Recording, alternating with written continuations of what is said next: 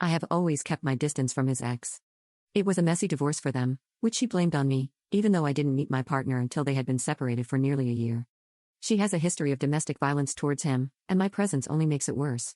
18 months ago, I got a great job opportunity, which would mean we needed to relocate 12 hours away from our current home. After discussions between my boyfriend and me, and my boyfriend and his ex, we agreed that we would make the move for my job. We decided to rent my house to his ex at an incredibly discounted rate with the agreement that this arrangement would last for 2 years. Recently, my work circumstances have changed, and we have relocated back to our hometown. My boyfriend and I have found a small rental in the meantime. However, since coming home, his ex has become more aggressive, particularly towards me. She has told my partner that the children have always hated me and were only nice because of him, but they don't ever want to see me again. She has accused me of trying to buy the kids' love, making her look like a bad mother, and essentially being the root of all evil. All of that is whatever to me. I do love the kids in my own way. However, I would hate to make them choose or feel uncomfortable by being around me. So, we are making sure that my boyfriend spends as much time as possible with the kids, attends any sports or school events without me, and when I'm away for work, they come to our house. I've suggested therapy or counseling, but the ex won't hear it, making it sound like I'm calling her a bad mother for suggesting it. The 2 years are ending, and I want my house back. The issue, I guess if you can call it an issue, is that the ex is saying that if I'm fortunate enough to pay for a rental and pay a mortgage now, I should let her and the kids stay in the house. Since the kids now hate me, it would be a waste of space for just my boyfriend and me. This situation is also leading to the kids telling my partner that they hate me even more for kicking them and their mother out of their home. My boyfriend is very torn on the matter, he just wants his kids to be safe and happy. Relevant comment. What are you getting out of this relationship really? Because this isn't going to end, it will just get worse. Why are you financially supporting this guy who won't stand up for you? You claim he's working hard for both you and the kids, but it doesn't seem that way. He has been letting his ex call all the shots in your relationship. Who are you in a relationship with, him or his ex? You really don't need any of this. Once they're gone from your life, you'll feel a lot better. You're fighting a losing battle with your boyfriend never standing up for himself and calling out his ex for parental alienation and other things going on. Don't you deserve better than this?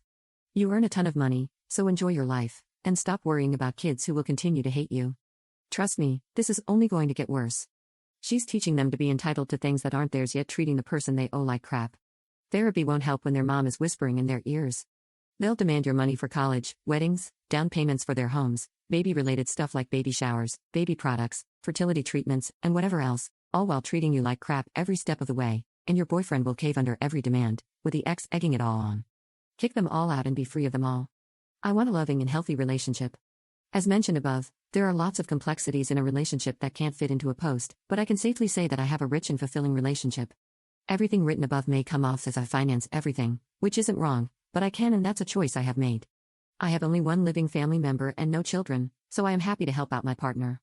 I agree with some of the comments here that it was a terrible idea to rent to her in the first place, and I was truly naive thinking it would be appreciated by her. Honestly, if I could kick myself, I absolutely would. After some deep discussions and thought, we will be asking her to leave the house. We have a lease and an agent in place, so they will handle that side of it, and my boyfriend understands the fallout. I just feel guilt towards the children. None of this is their fault. Update 1. I've had some messages for an update on my original post, and ultimately, I wasn't the jerk, but I was definitely the moron. After reading a lot of comments on my original post, I decided that while, yes, I wanted my house back, I also didn't really love the idea of living in the house the nasty woman had lived in for longer than I. It didn't feel like my home anymore, and I really wanted my home to feel like my home, so I decided to sell. I spoke with my boyfriend, and he was really noncommittal on the situation but said it was my decision. I gave the ex the option to stay in the home, and I would sell it as an investment property with a tenant, or she could move out. She went with going absolutely batcrap crazy and decided to out hers and my boyfriend's reignited emotional love affair. As it turns out, since my boyfriend and I have returned to our hometown, and I still have to leave town frequently for work, they had gotten close again. The ex sent me a mountain load of screenshots of steamy messages and pictures between the two of them, along with long-winded messages of them whinging about me, suggesting that maybe I would just let them have the house if me and my boyfriend separated since I wouldn't need all that space. I obviously confronted my boyfriend, and he looked incredibly panicked, but admitted it was all true. He said that it was more of an emotional relationship and had not turned physical. He was very sorry, embarrassed, and explained that he was leaning on her for comfort because I was away a lot. He also missed his kids, and he felt emasculated by me a lot of the time. There are plenty of other reasons and excuses not even worth mentioning, and yes, it was all about the money. The main theme of the messages boiled down to money, because I earned more and had more disposable income, also didn't have 5 kids, but whose fault is that? And what they both failed to see is that I work away 3 weeks a month for 12 hours a day to earn said money. Needless to say, I am now single.